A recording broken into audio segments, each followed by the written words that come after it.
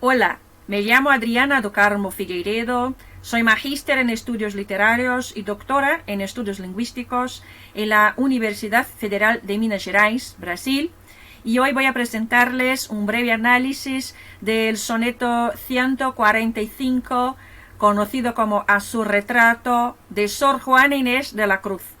Pero antes, me gustaría trazar unas rápidas palabras sobre la infancia o sobre el nacimiento de Sor Juana y decirles que ella, Juana de Asbaje y Ramírez de Santillana, nació en el siglo XVII entre los volcanes Iztaccíhuatl y Popocatépetl, y según la escritora chilena Gabriela Mistral, fue el Iztaccíhuatl, con sus perfiles así refinados, quien más influyó en su naturaleza.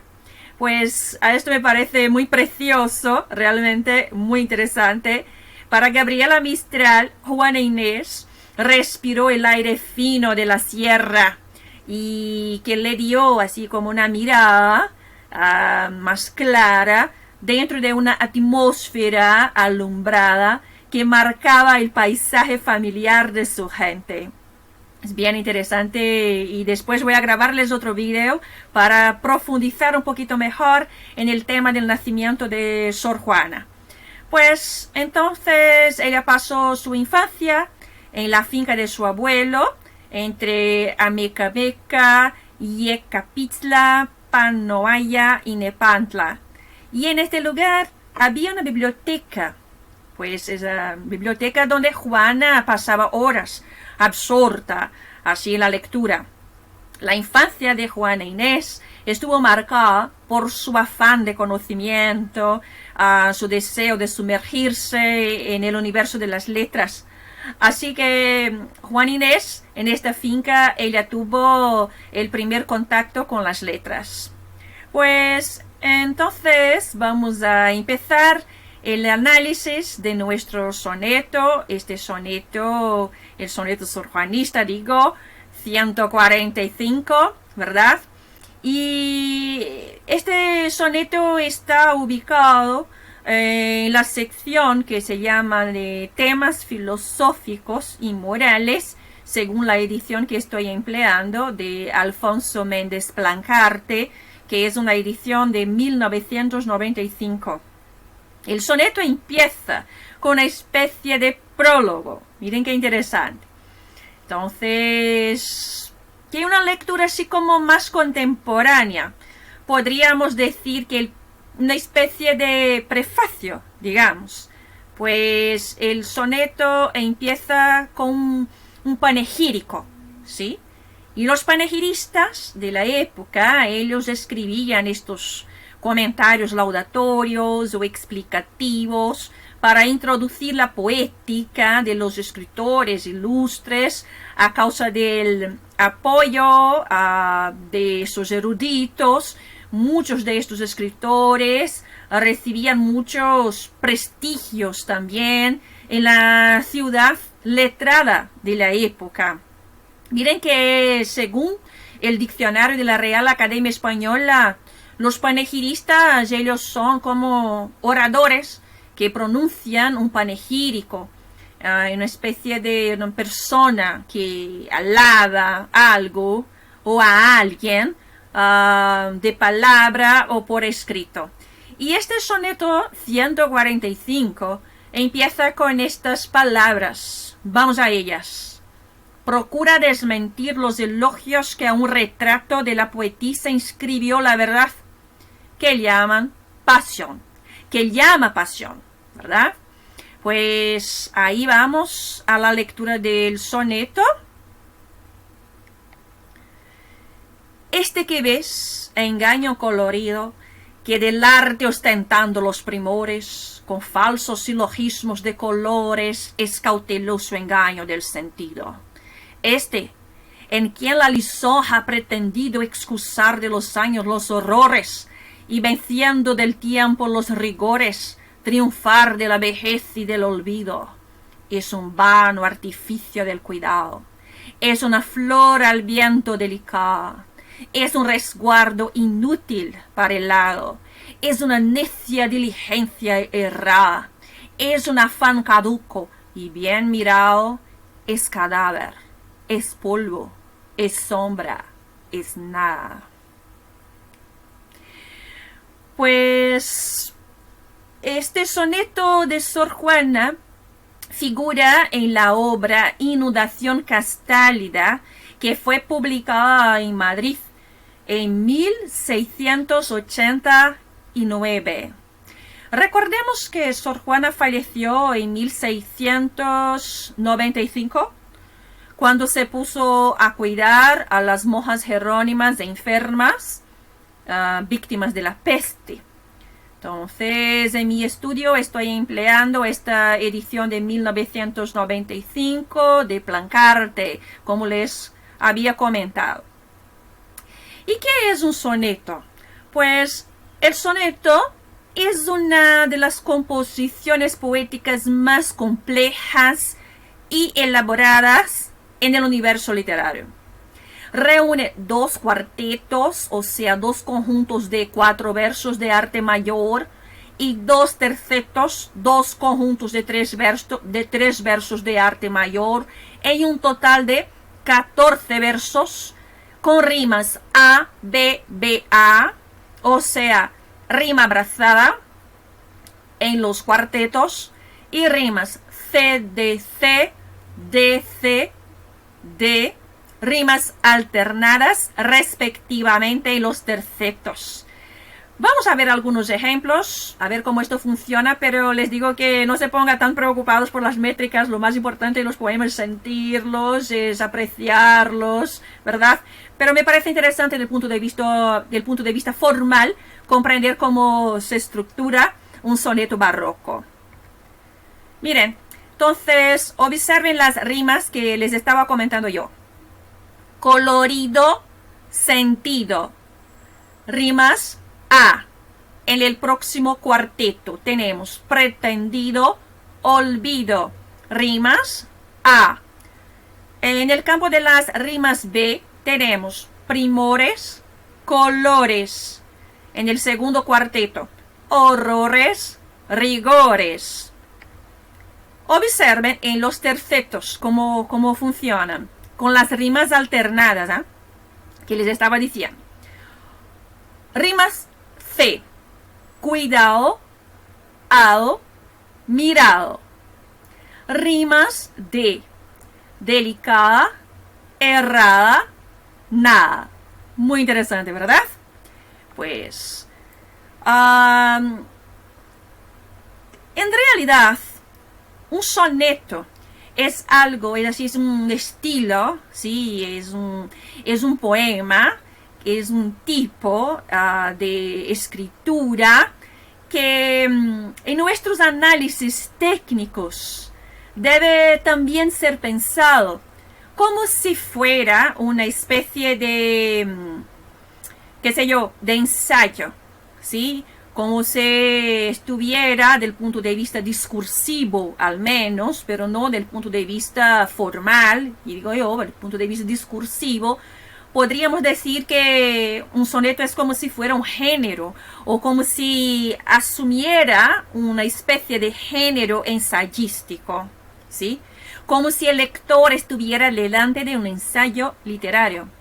Me explico.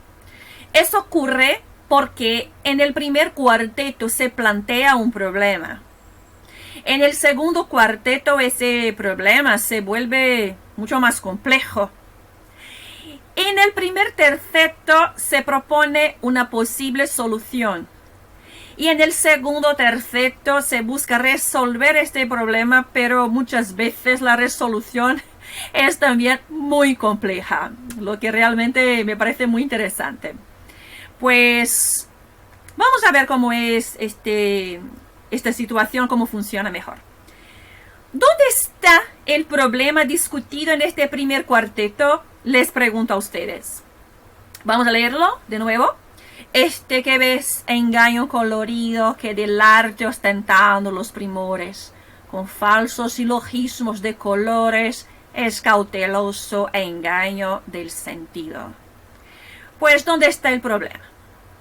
El problema está justo en este que ves. Entonces, ahí está el empleo de un pronombre demostrativo, ¿verdad? Este que ves, estoy manteniendo la ortografía original como aparece en la obra de Blancarte, que interpela al interlocutor, a un interlocutor, para observar o reflexionar sobre la materialidad atribuida al retrato. El conflicto recae sobre el engaño que se plantea por dos perspectivas, pienso yo.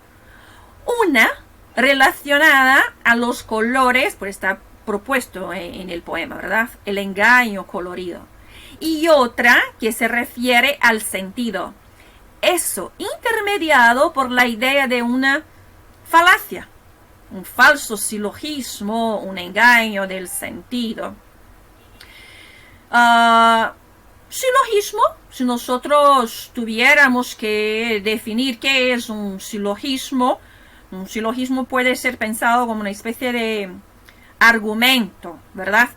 Que consta de 3 proposiciones y en la última de las cuales se deduce necesariamente de las otras 2. Entonces, es interesante observar que aunque Sor Juana no haya vivido una época en que se discutían temas como ideología o emancipación social, esa voz poética parece cuestionar el artificio, muchas veces de origen ideológico, que conduce a la percepción humana de los equívocos, ¿verdad? O a la construcción de imágenes falsas. Si tuviéramos que pensar en la lectura de un soneto barroco, así como una lectura contemporánea, digamos, me parece interesante si transponemos esta lectura para la contemporaneidad. Lo que me parece que es posible señalar el carácter fundamental de la poesía barroca, que es su atemporalidad, su carácter atemporal o intemporal, lo que sin duda la eterniza. Pues en esa perspectiva me parece posible, por ejemplo, leer este soneto barroco escrito en el siglo XVII y acordarnos de las formas como algunos perfiles de las personas hoy día son fabricados por los filtros, por los imaginarios, y cómo son divulgados en las redes sociales por falsos silogismos de colores y por engaños de sentido, ¿verdad? Además, es posible pensar los efectos de sentido que esos retratos de la modernidad o de la posmodernidad, como prefieran ustedes, producen los imaginarios en las costumbres, en las expectativas y en la vida de las personas como un todo. Pues vamos a hablar un poquito de la complejidad del problema en el segundo cuarteto y vamos a retomar la lectura. En quien la lisonja ha pretendido excusar de los años los horrores y venciendo del tiempo los rigores triunfar de la vejez y del olvido. Pues en el segundo cuarteto se profundiza la complejidad del conflicto planteado.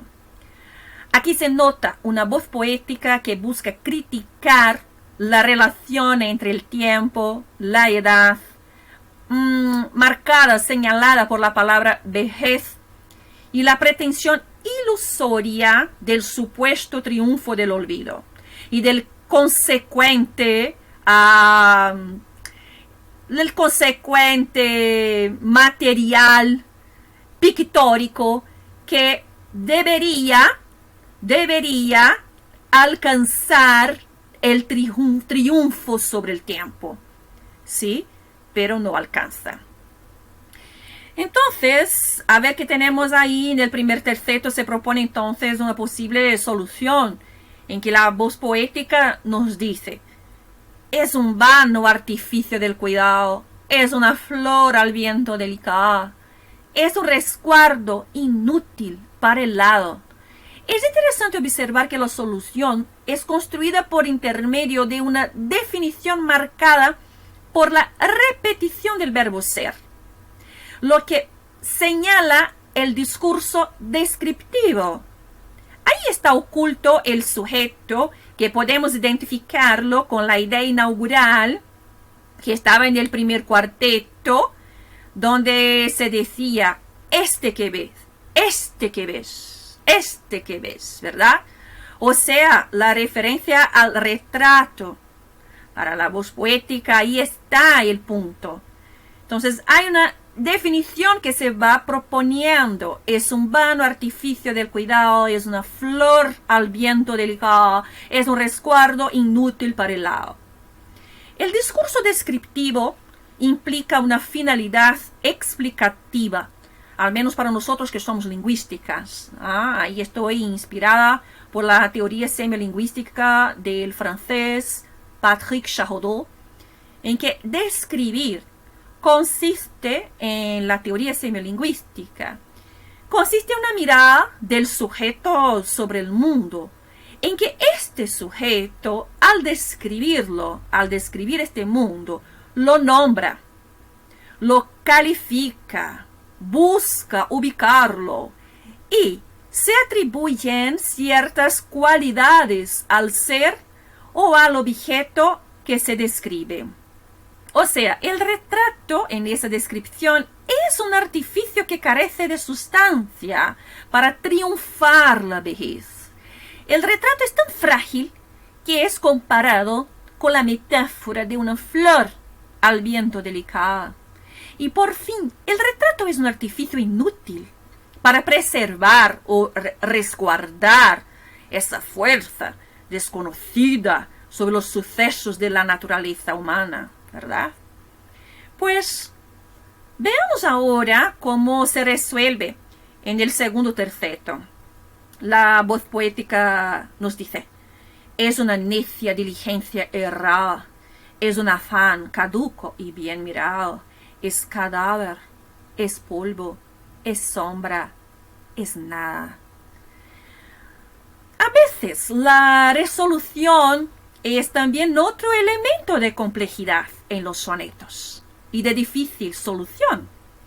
Recordemos que el barroco juega con ideas y con palabras y utiliza elementos de gongorismo, juegos de palabras, hipérboles, hipérbato. Entonces hay una serie de cosas que están siendo empleadas, digo, de figuras de lenguaje, ¿verdad? Pues de nuevo tenemos la evocación del verbo ser y su potencial epistemológico o descriptivo de naturaleza compleja, que expresa la idea pesimista de la voz poética de que el retrato es un equívoco o un artificio para vencer el tiempo y la vejez. Es una necia diligencia y, si bien contemplado, recordemos que la voz convoca un tú, ¿verdad? El interlocutor en el inicio del poema. Este que ves, este que tú ves. Entonces, si bien contemplado, ahí están las palabras finales que resumen el conflicto propuesto por medio del recurso retórico y literario de la gradación. Es cadáver, es polvo, es sombra, es nada. Estas son mis referencias de base, pero he empleado otras a lo largo de mis estudios. Muchas gracias por su atención. Si les ha gustado este video, este análisis, el breve análisis que les he presentado, les pido a ustedes que suscriban a mi canal y que me acompañen también por el perfil en academia.edu. Muchas gracias.